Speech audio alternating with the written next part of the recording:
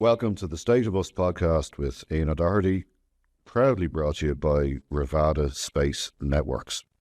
They're pioneers in secure, next-generation global communications, and with their revolutionary outer net technology, Revada is redefining connectivity. They're delivering ultra-secure, high-speed data transmission for governments, for businesses, and for you. Rise above the clutter of the public internet with Revada Networks, and learn more at revadaspace.com. Now, let's get on with today's conversation.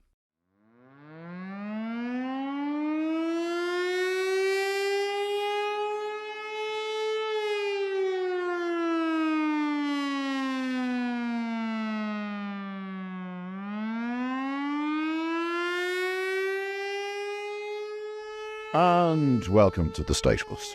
My guest this week is none other than the esteemed and award-winning broadcaster, Paddy O'Gorman, a man I'm also proud to call my friend, and his dog Bailey.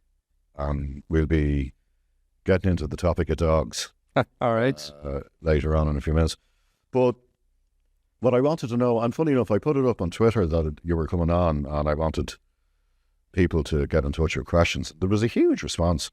And one of the most common ones was people wanted to know what it was like when you were doing queuing for a living on those documentaries, when you were talking to the people that nobody ever spoke to. How was that for you? it was very exciting. It was good because it's funny. I started off like in the 80s, and I could see unemployment, and that was a huge topic. And I went at it from the usual top-down kind of way, first of all. Like I went going to London in 1984 and going to the, social workers, the Irish and Britain groups, whatever, the people who were meeting immigrants. They were all very good people. A lot of them were anyway. But I found time and again simply going out there, going down the Crown in the morning and meeting the guys getting the job, going down to, the Half Moon Tavern and those other pubs around Kilburn, which was young people in their 20s. I was a little bit older. I was about 1984. I was 27. Yeah, that was people in their early 20s I was dealing with. But I found that direct approach, time and again, it was massively more productive, And I made a series then called Faces of Unemployment. And again, I'd kind of worked out a sort of top-down way. But things simply took off. One, it's still up there now on the RTE Player archives, one I made in 1986. And I said, I'd do something on bookie shops, And I was going to be about how unemployed guys spend their time. And I went to a bookie shop not too far from here in Tala in Killarnarton and was talking to the guys, and they were so candid, It was all men in those days. And today is Wednesday, I think it was, day out for us, which is those guys, they got their dole, you hand over, forfeits your money to your wife, but you're allowed to keep it. Might have been 20 quid then, 40 years ago. Few bets and a couple of pints, that's the big thrill of the week. They were like little boys who were given pocket money, really like degrading for one's proud working men, Dublin men in their 30s and 40s for the most part, men with families, and they were all unemployed. This was when blue-collar unemployment was really what hit in that recession.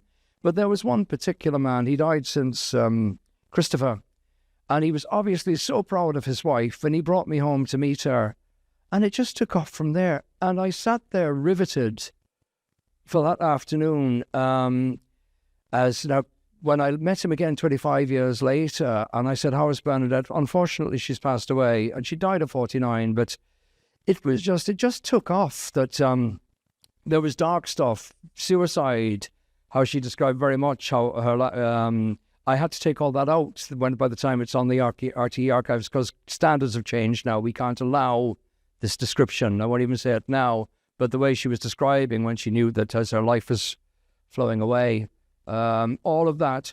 But I was just absolutely riveted. And the candour with which they spoke about how she'd had him in court for beating her.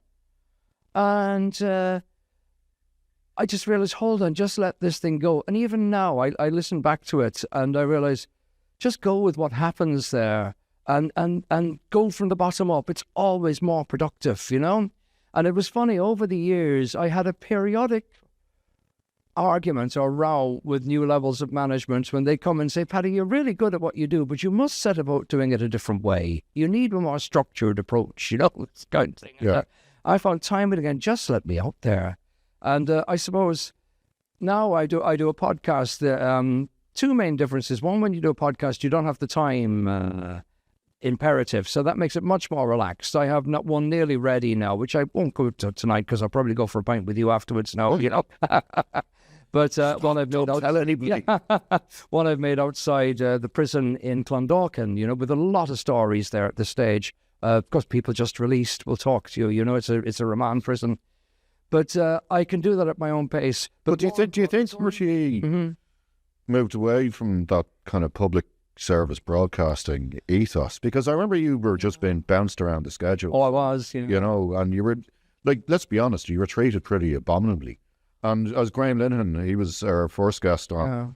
He spoke very fondly of you. He did. And he said you're one of the last journalists of integrity in Ireland. I think, look, I got a lot of good years out of RTE as well, but I was shut down on a lot of stuff, because there were certain things I was learning that you just couldn't go with. 30 years ago, I realised, there was this massive thing. It was the climate change of its day. It was called AIDS, and it was coming for all of us. And there was ads on the telly, that if the person you were with, she was with him and he was with her, whatever. And there was what I realised after all, this huge disinformation programme was going on from our health services, from our government, from around the world, telling us there was this disease hitting us.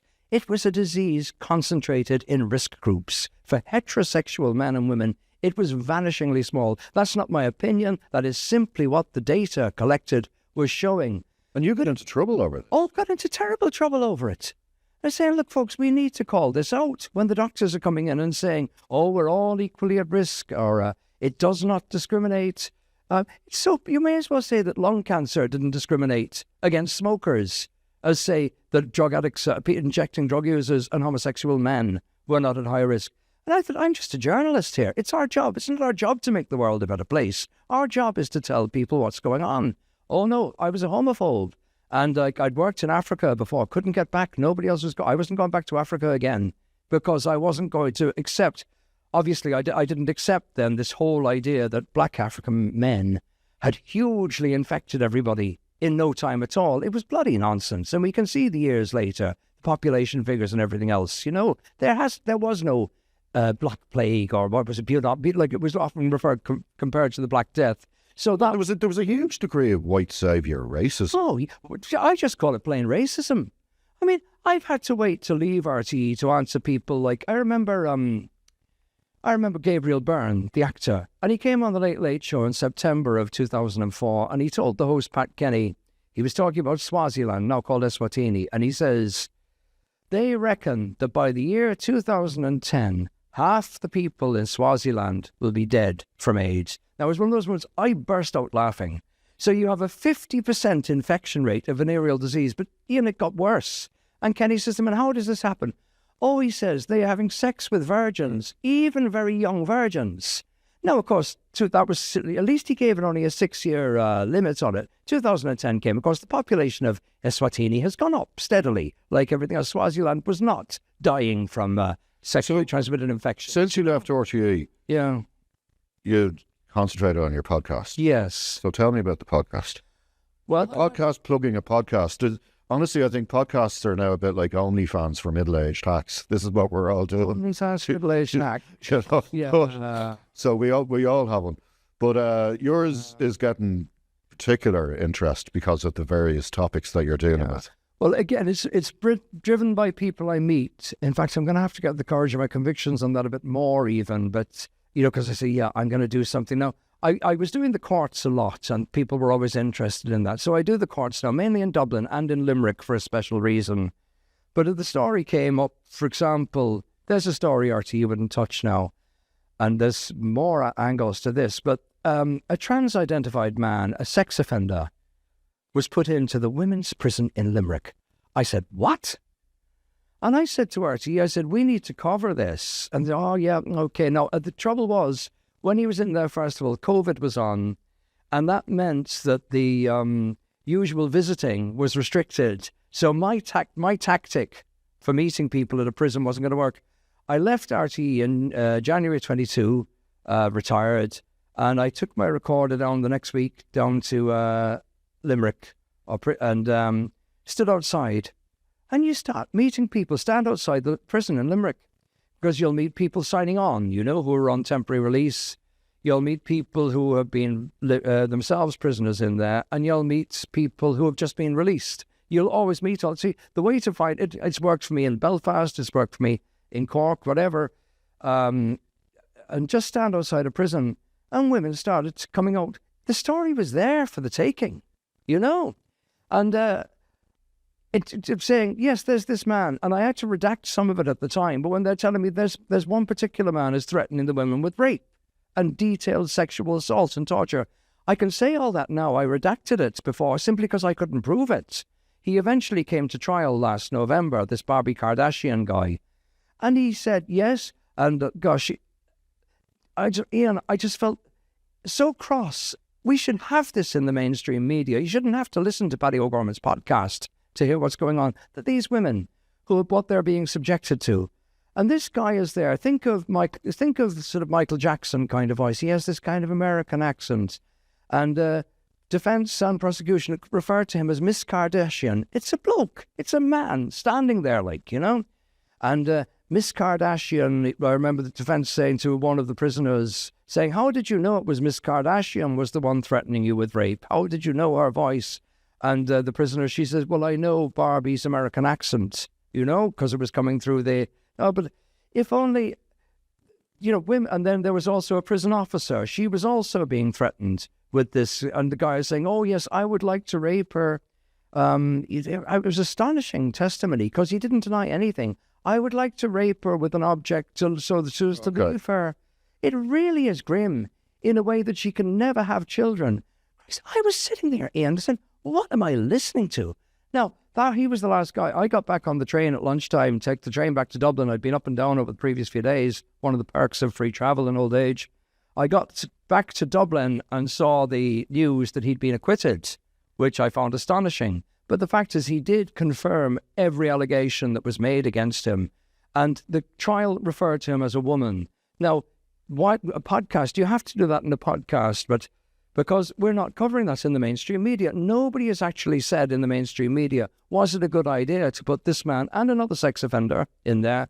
And there was another guy as well who wasn't a sex offender, but he was in Limerick prison for beating people up. He was up for 3 very serious assaults. I think he did a year altogether. But can you believe it, Ian? When he was let out, and I only heard this coming up to 2 years ago now, they put him into a women's domestic violence refuge. Now, I found this out. I'm up at Cumberland Street. Again, one of my usual things. Just go out and see what happens. Cumberland Street is the welfare office in the north of the city that deals with homeless people, but it also is the place where prisoners are most likely to go when they're just released. So you see people with a plastic bag full of clothes, and they're going there to get their first welfare check. And there was this woman who came out, and lovely woman in her 30s, and yeah, I'm just out. She was in great form, and she talked about the prison. I'm going to kick my drugs habit this time, I pray that she has done. But then we were talking, and I said, you were not in Limerick. No, she says, they send you to Limerick. I said, they have trans-identified people down there. No, she says, we have them in the hostels now. So what are you talking about? In the Novus hostel in Rathmines, we had one. And he beat a woman up.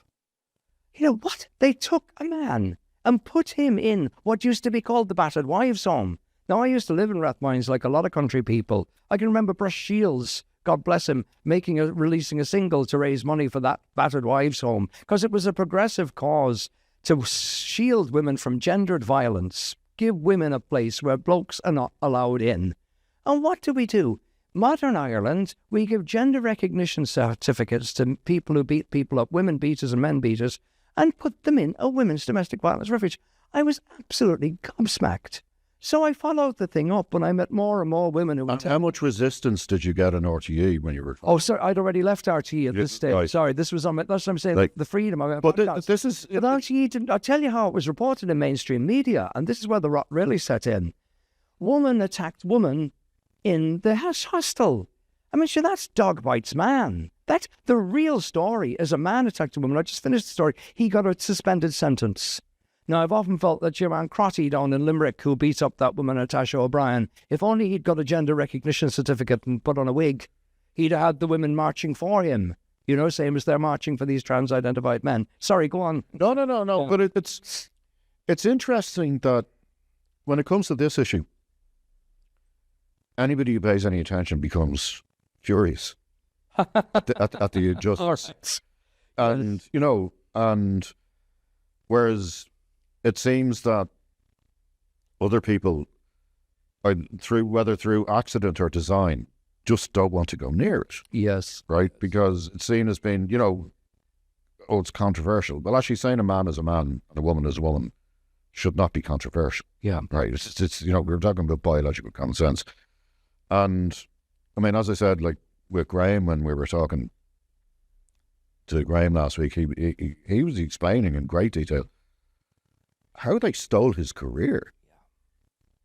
You know, and so do you feel now, because you're sort of an independent journalist now, that you're out from the clutches I am, of Montrose? Yes. Do you feel that you have more freedom to kind of explore this issue? I do. Not just freedom, obligation. Richard Dawkins said an interesting thing. He said about this transgenderism. He says anybody who's financially secure enough to oppose it has a duty to do that. And I presume he means people like himself. He's too big to deplatform or whatever, even though he has been deplatformed shamefully here in Dublin, but he doesn't care. The like of J.K. Rowling, she's too big and successful. You know, they can do what they like to her. Graham Linehan, most unusual case, wasn't it? Insofar as very successful at what he did, but he wasn't too big to really damage him and really hurt him. He paid a very high price for what he did. And most people do keep their head down. Now, I'm in the luxury position. This thing, I'm retired from RTE at the time, but when I did go to see one old colleague, and I said to him about the Limerick thing, and I said to him, look, it's there for the taking. You need to do this story that's going on and he says to me, Paddy, it's absolutely toxic, you know? And that's what people are saying.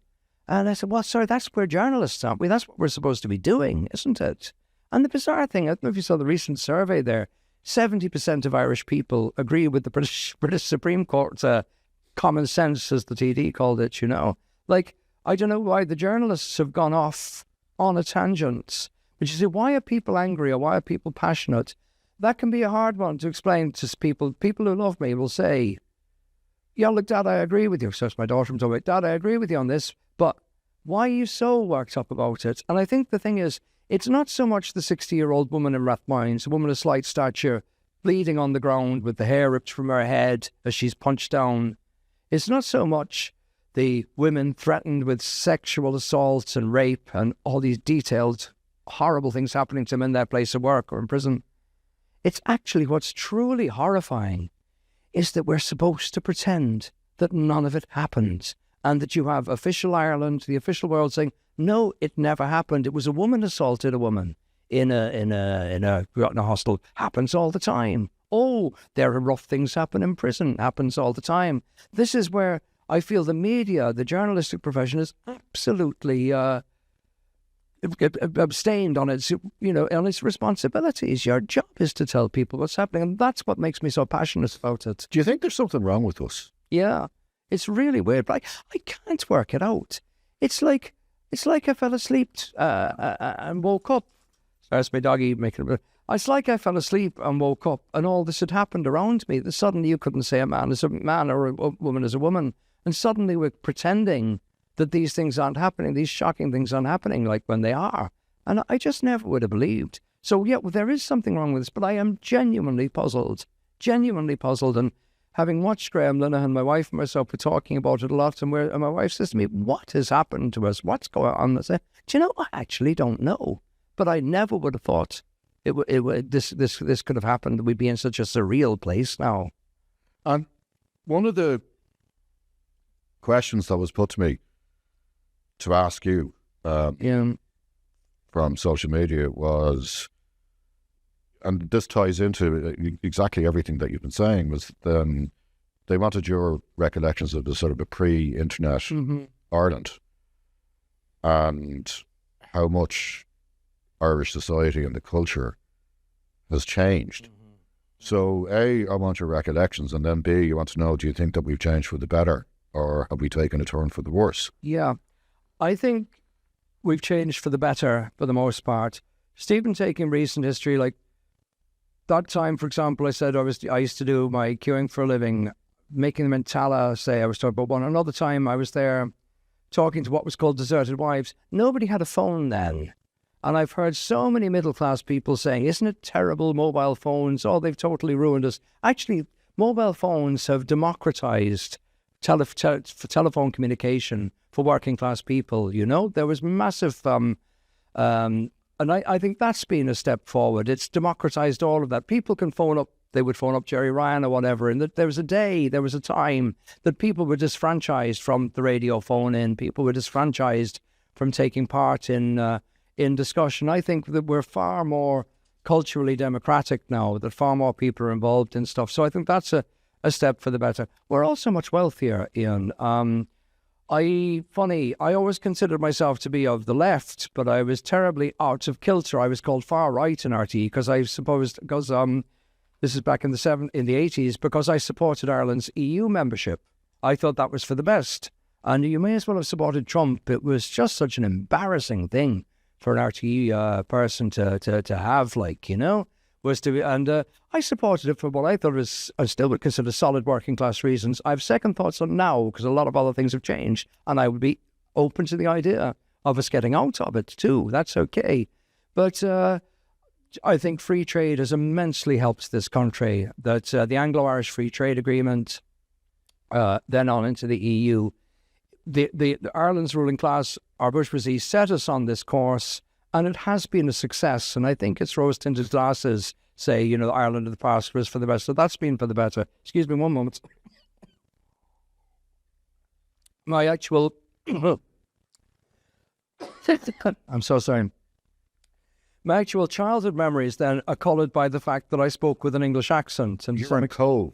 Cove in County Cork is where I grew up. My childhood was in London. I'm the youngest of three. I have two older brothers. And I'm 68 now. We returned to Ireland, to Cove, in 1964 when I was 7. My dad worked in the building industry, and like many Irishmen did. And he built a house for himself in Cove. But I had an English accent going to school, and that did make a difference. And 66 was the 50th anniversary of the Easter Rising. So there was a very strong nationalist culture. And it's a funny one when I see now, I've had some weird people say, oh, white people never experience racism. Jesus, where do these people come from? I know what it is to be English in Ireland. I know what it is to be Irish in England. You can have both types of racism, but the much more real one is to be English in Ireland. No, it's not an all-the-time thing, far from it, but it was there. My particular memory in school was of a nun saying to me, because I was a precocious reader, and it was about water to read, and said, about water. About water. And 60 years later, I can still think of it. Do you hear in class about water? And it sticks in my mind. And I think people should need to realise this. Kids will unfortunately pick up racism from their parents, but racism by an adult against a child, that makes a difference to me. And I still have a murderous pit in my heart where I keep that nun, you know? And I still stab her to death now at times, you know, she's long since died. But I have never forgotten that racist parliament. And actually, she was wrong, because my London accent, I don't speak with a glottal stop. I wouldn't say water. I always said water, but it was just a way of mocking, you know. Yeah. My maternal grandmother, now she was a Cockney. She'd have said water. She was My mother was a Londoner, but she was evacuated to Wales during the war years. She was into acting and so on, and she spoke with a voice very like mine, you know. She was winning elocution prizes and stuff like that. Since she died 6 years ago. She'd have been 100 in June of 25. She died at the age of 94.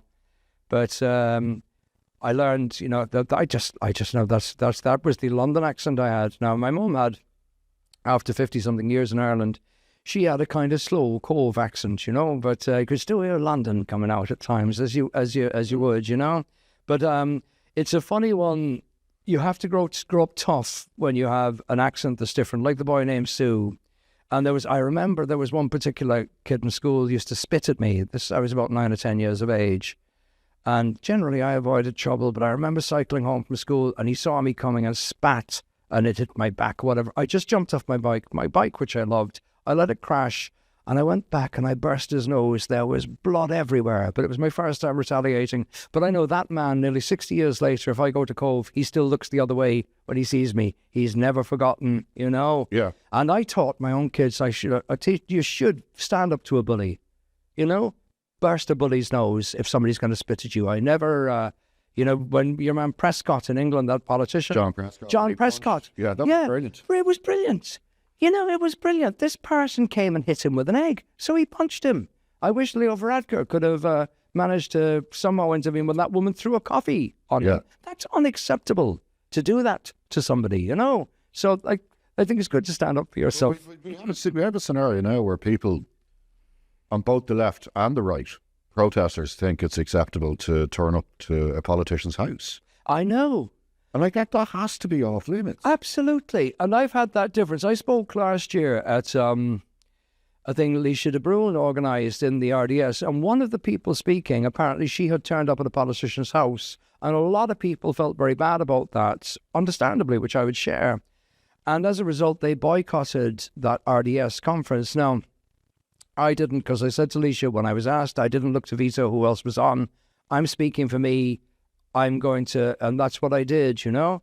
But I wrote on it afterwards saying, look, those of us in the one thing that the transgender people, their slogan is no debate. That's because they know we trounce them.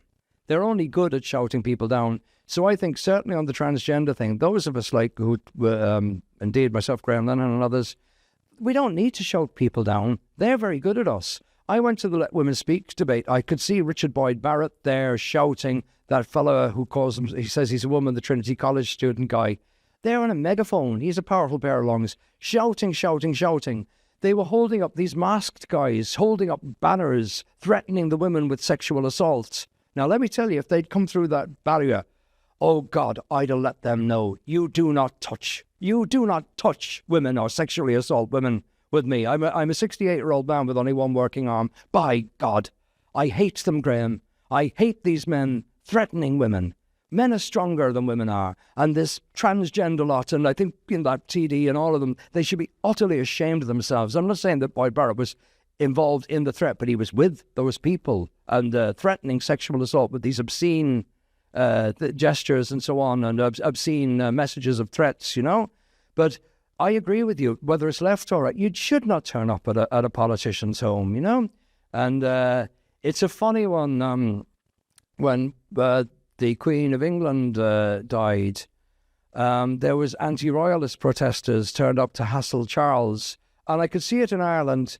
Everybody, whether you were Republican or monarchist or whatever, everybody said, no, you don't threaten somebody's funeral or personal. Yeah. That's a level of decency that should be there. And I'm with you completely. I think let's have debate.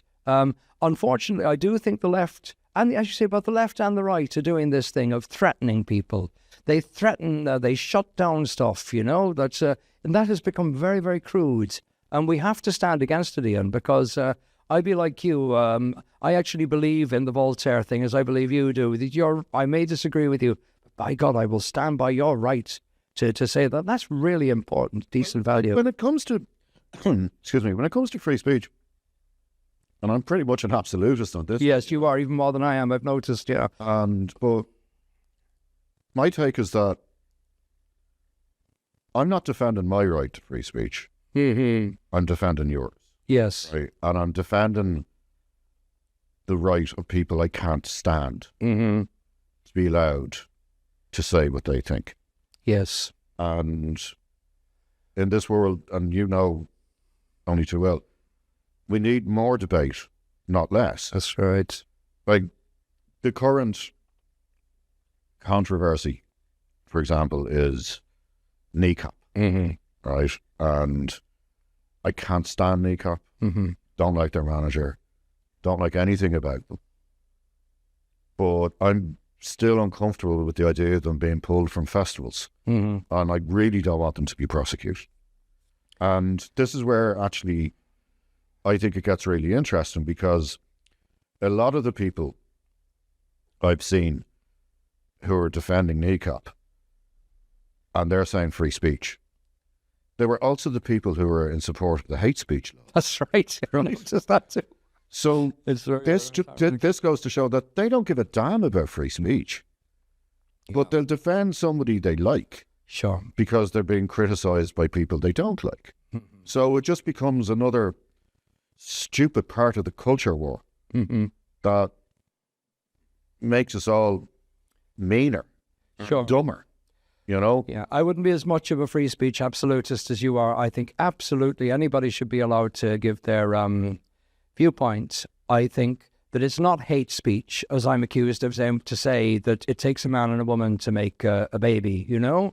But I have TDs, for example, saying Paddy O'Gorman is spreading hate on his podcast, or people suggesting that me and people like me have helped to encourage the killing of somebody in Britain. But I don't go for the both sides thing either, by the way. I've threatened to rape nobody, you know? Graham Lenihan has threatened to rape nobody. J.K. Rowling has threatened to rape nobody. But if we have these continuous threats, we don't go to transgender rights people's meetings and try to smash them up or break them up, you know, whatever. But where I differ with you is that I do think incitement to violence shouldn't be allowed. I don't care who you are. If you urge that a TD be killed or an MP be killed, that's incitement to violence, and that should be prosecuted. I don't care whatever else you do. That's not a liberty of free speech. Right, okay. That's incitement. I mean, like, one of the ways I've always defined it is that you should have the right to deny the Holocaust. Right? Right, yes. You don't have the right to call for another one. Okay, yes, right? Yes. And I found myself in writing several pieces in The Spectator where I'm defending people I really, really despise. I know. You know, including several Irish Holocaust deniers who are just, I don't know whether they're stupid or whether they're evil or whether they're both. Oh, see. Right? But I don't want them locked up. I don't want them prosecuted. I want them mocked. Sure. Mockery is the best weapon, you know, and you should never make a martyr out of a moron. Yeah, I think it's illegal in Germany because of their, you know, their culture. Obviously, their history, their culture, they've had to deal with it. But like, I'm with you, like most of the way there. As I say, I just draw the line. Obviously, defamation, but incitement to violence. I'm listening to people saying about kneecap. Oh, it's because of Gaza. Look, say what you like about Gaza. There's loads of people talking about Gaza, you know. But no, calling for somebody to be killed. Calling for people to kill their local politicians. Well, this is this is what could be the legal magic bullet against them. Is that right? Yeah. Then go ahead, lads, and like you, I wouldn't ban them from a festival. But on the other hand, look, they'll be able to have their own festivals. You can't force people to have them in festivals. Like, I'm a great believer in letting, you know, letting people decide. You know, I don't have to go to one of their concerts if I don't want to. You know. But like you, as somebody who spent a lot of my time dealing with real kneecappings, you know, that's on the RTE archives as well. It's just I would stand outside the courts in Belfast and watch for men limping. And it was with great, they could meet Catholics and Protestants in equal numbers. But generally it was taken and driving, which was car theft, drugs, or simply being insufficiently respectful towards your local paramilitary. But that was the real kneecapping, you know? And to see it turned into a sort of, it's a bit of a, you know, pawn kneecap 'em like I don't understand and all. I find that sickening. But I like you, I'd say, away you go, lads. I don't have to like it, but away you go, you know? So what sort of music are you listening to these days? Well, do you know, isn't it funny? I'm listening to American country music again. There's certain stages in my life. I played bass guitar in rock and roll bands, you know, when I was young, and we played like Cream, Led Zeppelin, Rolling Stones, all of that. And I was lead singer in a lot of bands as well. This had been around Cork in the 70s. Then by the 90s, I played the guitar sessions in Dublin, really, and that would be more Irish folk. But these days, I don't know, I find myself listening to people like Iris Dement. You know, I was sorry I had to miss her recently in Dublin, but I think we have really good contemporary musicians in Ireland now. The Gript were so brilliant, and one of those died tragically young. I know. I think the guy from Rathcoole, Kennedy, is terrific, you know. I think we've such talented songwriters, Gavin James, you know. I think our contemporary Irish music, rock music and what would you call it, rock, pop, whatever, is really, really good. So I think it's marvellous, you know, that's what's going on. Go on, yeah. No, I was just going to say, you have your dog Bailey with you. Yeah. But of course, the really famous dog would have been Snoop. Yeah. Snoop did a lot of TV. He did. A dog is great. Again, you see, you get introductions with a dog. I'd go into, say, some of the toughest parts of, say, Protestant Belfast, you know? And you'd know that people are going to check you out. You will get checked. You walk in the Shankill or in the Sandy Row, whatever, once you get off the main road, you will be checked out by local paramilitaries. But the dog is there. And they say, grand wee dog, you out there, you know? And that's okay. And I always believe be absolutely upfront with people, you know? Now, saying you're from RTE could be difficult, you know? But just the same, be absolutely upfront. And I'd wear a broad-brimmed hat. I'm not doing anything underhand, you know? And I found most people okay. And so the dog was always an introduction. I have little Bailey there now as well. And people time and again say, actually, your dog is lovely. But as a journalist or a broadcaster, she's part of my equipment now, all right, you know. I think I probably met you through walking dogs. We'd be walking because we had to live fairly close to each other. We got to know each other about 20 years ago through walking dogs, yeah. And I said, And have just liked each other intensely ever since. No, I got on with you. I used to like your reviews because I thought it was interesting. No, I remember I used to say, this guy, a bit like Jerry Ryan. I used to like using Jerry Ryan when I was a producer in radio, you know, and because he was always good value. And it was actually a guy by the name of Ronan O'Donoghue, who was a very talented producer, created a lot of the programs that are there. Still, like the Drive Time thing was Ronan. Saturday View, in the form that he was Ronan as well. He was a very, very talented guy. He's a bit younger than myself, so I hope he's still with us, you know. Although he's retired from RTE a good while and moved on. But he let's say he invented all of those things, you know. I'm sorry, I've lost my train of thought. What were we talking about? No, I was joking about the fact that we've known. Oh, yes. And like that, Ronan was the one. Ronan used to say to me how Jerry Ryan was such a good guy to use. He was always good on topics. And I worked in a program called Women Today. And time and again, if you wanted a man, this guy was brilliant, you know. But I found you as somebody, I invited you in a few times when I was producing Tom McGurk and producing some of the other presenters. You were just a good guy to have. And I remember when there was a drama with about hockey. And I remember suggesting to the current affairs program, to Sean O'Rourke's program, you know, this, and who would be good? I said, Ian, I would hire you, a good guy. And they all looked at me, sure, he knows nothing about politics or nothing. But I don't know what he knows about hockey or anything else. As a guy who'd be interesting on a bit of TV, you know? And anyway, you weren't taken. It was one of those times that they simply talked about hockey when they should have been talking about a TV program. They needed somebody like you there. Yeah. But I liked you as a broadcaster and a writer, you know? And which was interesting. I got you in one time reviewing the Sopranos, I remember. That's right. And I didn't know that you would kind of come on and say, this is one of the greatest programs ever made.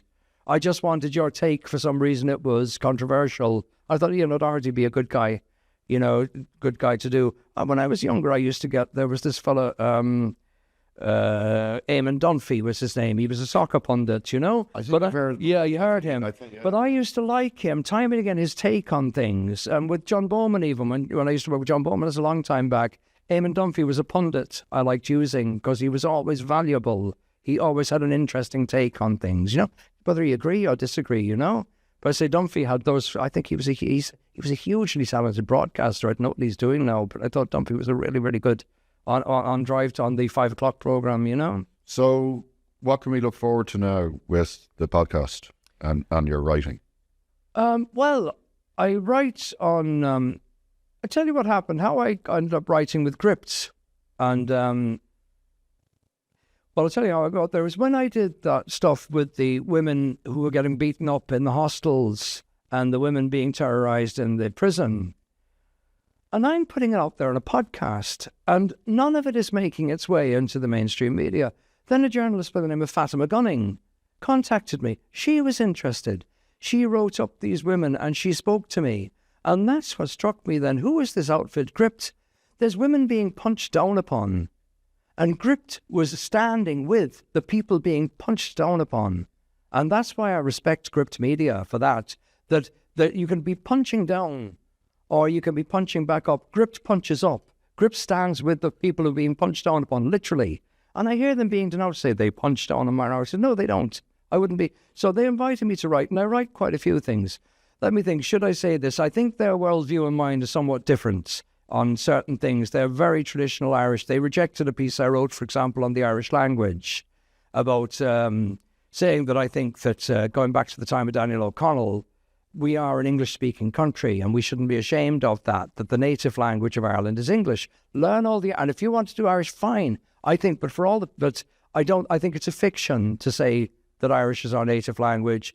And you can see, look, driving on the M50, accident ahead, it's up in English, not in Irish, because everybody knows. And actually what prompted it was, I got into a lot of trouble. I was making a podcast with beaten and prostituted women. Not that I was looking for them. They were just conversations I got into on Dorset Street, chatting again. The dog got me talking. But that evening, my ears were ringing of these women and what they'd been through. There was one of them, Christine, she says, when a man punches your cheek, you feel your cheekbone break. You know when a man has punched you. Gendered violence, never mind these transgender feminists saying, oh, the men have no advantage in sport. Well, of course they bloody do, But my head was ringing with this. And then I saw this on Cuan. It was an Irish language. If you're being beaten up, don't be cursuasla, be putting up with domestic violence. And I thought, none of these women speak Irish. Surely the money would be better used in English or indeed in Arabic or in Polish and all those things. So I just put a piece up on Twitter saying, why is this in Irish? Well, it's what was called a pile-on. Yes. The people wishing me dead. And I was told, very interesting, F off here, there and ever. F off back to England. There's the English accent thing comes out there then, whatever.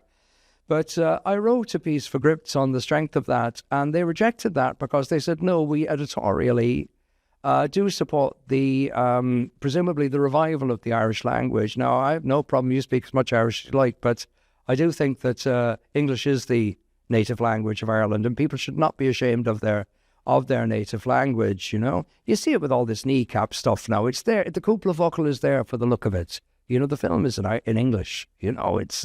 Yes. That goes on. And I suspect, I don't know, but obviously I respect Gript very much, as I say, for the people who stand for those being punched down upon. So I'll see what else they'll take from me. I've written on prostitution, on free legal aid, a thing dear to my heart. Then I write in Genspect, because Stella O'Malley, when I wrote on the cat-killing woman, it was, again, the Irish newspapers did this story about the woman who put the cat through it's a horrible story. Yeah. The cruel, sadistic guy. And the papers here in Ireland said it was a woman. And of course it wasn't a woman. It was a trans-identified man. We're getting this all the time, That case is just too horrific. It is too horrific, I agree. And it's there, but women are getting blamed for these things all the time.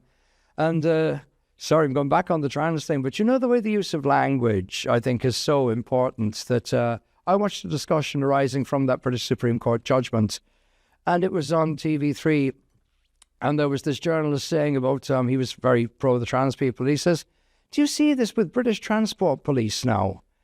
What this means is that a trans woman could be strip searched by male police officers, and everybody's there. There was no attempt at balance, no attempt at devil's advocate from the presenter. And I decode. Now, I've looked at the British Transport Police. So you have this case. I was looking at it. Woman indecently exposes her penis on the train. Now, you and I know what that is, of course. Everybody damn well knows what that is. So now, shock horror.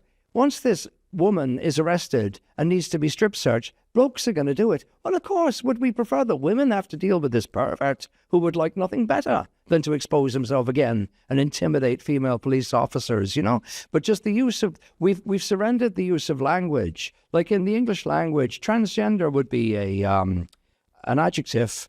Woman is a noun. The noun is substantive. So we should say a trans-identified man. if anything, not a transgender woman. And this is what gets to this whole thing, why we really need to resist it then, is it's not just fooling the public by saying, isn't it terrible? They're banning trans girls from taking part in sports. Oh, and isn't that terrible? They mean the other girls wouldn't let her in because she's trans, had she hairy legs or something? No, what it is, they're banning men from taking part in women's sports. But the use of language by the media and by the politicians is misleading. It's deliberately confusing. And there's a very wise political head in Ireland, Fergal Sharkey of the Undertones, who was, I think, great wisdom when he was talking about growing up in the city that some people would call Derry and some people call Londonderry. And he said, when I was growing up there, he says, the only rule me and my friends had, and they were of both backgrounds, he says, you call it what you like, just don't tell me what to call it. And I thought that was so much wisdom in that. So much could be resolved in the world if you go with that. And these guys, if they want to pull on women's clothing and claim that they're women, you go ahead and do it. Claim you can have a baby and all, if only there wasn't bigoted doctors not letting you. Claim all that. Don't make me claim it. And that's what's truly scary. And I think what probably the most degrading thing I've seen for a long, long time is Cullinan, the TD down in Wexford. He's after saying now, I now believe that men, or that men can be women or whatever it is, or that women can be men. It's really degrading to see that, the man saying these things. Recently expressed completely opposite. Has said it's common sense what the British Supreme Court says. And now just a few weeks later, he's saying what was common sense, he's now saying I was completely mistaken. It's to see this man abasing himself is really disturbing. It reminded me of the line from The Godfather, just when he thought he was out, they dragged him back in again. Yeah. Obviously got the mother of all bollockings. Yes, obviously he did, but it wouldn't matter how many bollockings I got. And I know the word Orwellian is overused now, but you absolutely have to think of Winston Smith in 1984. Was it they're holding up 3 fingers? Yeah. And it says, how many fingers do you see? And he has to say, I think it's 4. I can't actually remember it, but it's, so they have David Cullinan, whoever, and he's looking, that's a man, that's a woman. No, I can't tell which is which. That is so degrading. And eventually, what did Winston Smith do? He loved Big Brother. It's the total final abasement. Well, I think what I always remember, like, that's probably my favourite book, but it's the line where he says, do it to Julia. I know. And that's when they get to everybody and they will make everybody turn. And where he just says, do it to Julia. Oh, I know. It was so... But it's interesting you say that Orwellian is overused. It is overused because... But it's always appropriately used. It just comes to show the strange times that we're living in. Yes. That Orwell... You know, I mean, 1984 was a warning, not an instruction manual. Uh-huh. Yeah. Yet this is the world that we live in now. You can't help but think of that analogy, can you? Yeah. That's there, you know. Gaslighting then is overused, but if you look at the movie, he tries to get the woman to believe that she's the one who's delusional, and yet we do really see that, you know, that, look, that most recent HIV campaign on the telly when they're saying, everybody can get AIDS. It doesn't discriminate. I would call that gaslighting. There's too much disinformation out there, they're saying, you know? Yeah. Disinformation actually means we can see what's really going on. You know, they'd accuse me of disinformation, you know? Can I tell you about the time I got the Blood Transfusion Service Board to change its... shows... Now, I thought, me, a humble journalist, why would the medical profession give in to me, or at least go along with me? But they did, and I was stunned. It was this time 3 years ago. I went to give blood. Now, I've been giving blood since the year 1978. I was 21 years of age. I went along with my then boss, Health Minister Charlie Haughey, who encouraged a lot of his civil servants, you know, and I was working in the hospital planning office at that time. 21 years of age, I gave blood. I've been giving blood ever since, you know. And I had retired. It was time for me to give blood again. And I logged on, and there's all these extraordinary questions. No, it was such confusing, ugly language, trans-inclusive gibberish, you know. And any of it now, Ian, any good newspaper sub-editor would strike it through and say, would you please rewrite that in a way to be there? But the one that really got me was, and if I can get it now, for transgender men, for cisgender women, and for transgender women, this question is, are you now, or have you, it was typo, and so have you been pregnant in the last 6 months? And I'm looking at this. So I wrote to them, I said, what's a pregnant transgender man? What's a pregnant transgender woman? And what's the difference? Now, first of all, they wrote back and they said, they sent me links to Tenny, transgender equality. I said, hold on, I'm not giving my blood to Tenny. I'm giving my blood to the blood transfusion service. And then they wrote back and they sent me further stuff, And then they said, by the second time I wrote back, I actually had to copy and paste what there was on their own website. And with that, I got an apology and they changed the whole thing. And it made me think, because you hear about this, people saying, oh, people of a low education or people for whom English isn't the native language might find it difficult. This was the healthcare professionals themselves didn't know what it meant, what they were saying. Probably somebody of a lower education might say, God, I must have something wrong. It must be the brainy people. They must have got it right. I must be wrong. No, the brainy people once got it wrong. And the fact of a typo in the middle of it really showed to me that what they did was they simply farmed it out to these transgender lobby groups. Like, why are these lobby groups getting so much power in the media, in medicine, and so on, And we've got to stand up to that. And what you see now is I see some hopeful things. The worst two parties in Ireland, political parties, were Fine Gael and Sinn Féin, I think, is sort of just totally taking on the most ridiculous trans demands. Fine Gael, in its 2020 programme for government, it looked like it was going to be pronouns, the lot. No, they backed off on it all. Sinn Féin in opposition were just as bad or even worse. Senator Fintan Warfield, it was, we wrote it up for them, saying you can have, gender self-ID for children, affirmative health care, which we all know what that means, which means perhaps going as far as cutting off healthy body parts, unconfused, whatever. And what happened then, a strange thing happened with Sinn Féin was last September, the British government banned puberty blockers. And so suddenly Sinn Féin found the British were against their transgender policy. Now you'd think, would they defy Britain and Northern Ireland where they're in power, joint power? No, they caved. The Warfield document vanished, all the trans stuff vanished, and they caved to the British government and they went along with the ban. And then what they did was they partitioned themselves now, that they're still, Sinn Féin has a partitioned policy. In the north of Ireland, it's against puberty blockers. In the Republic of Ireland, it's still in favour of them. But obviously now we've seen with the Cullinan stuff, it's going through us.